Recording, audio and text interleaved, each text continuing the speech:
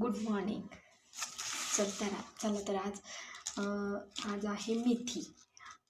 काल मी दुधीचा थेपला बनवलेला, आज बनवणार मेथीचा थेपला. तर सविस्तर रेसिपी जाणून घेण्यासाठी माझा व्हिडिओ अवश्य बघा. आता बघा, मेथी चांगली स्वच्छ धुवून घेतली. तिला आता बारीक चिरायची, एकदम बारीक चिरायची. हे बघा, बारीक चिरायची.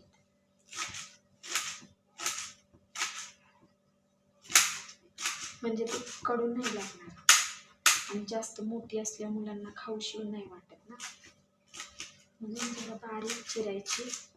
इथे घेतलेलं आहे, आणि फक्त गव्हाचंच पीठ घेतलेलं आहे.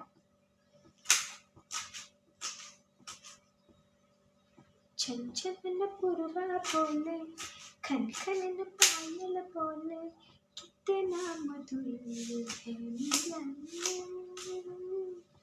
कितना मधुर है मिलन. छन छन पायल बोले, खन खन पूर्वा डोले, छन छन पायल बोले. हे बघा, बारीक चिरली. आता ह्याच्यात गव्हाचं पीठ टाकलेलं आहे. मस्त. आता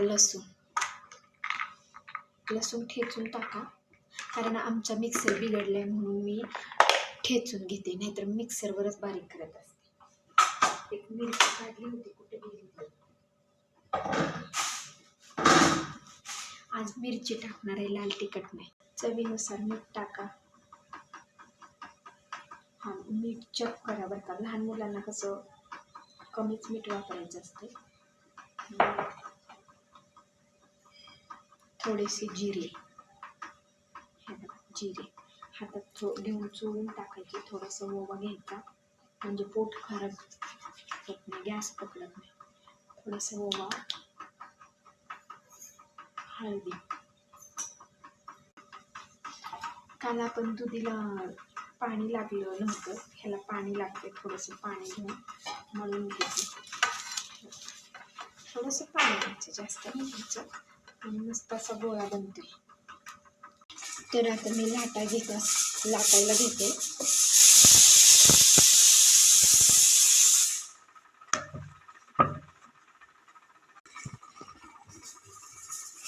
झालेली तुम्ही बघू शकताय.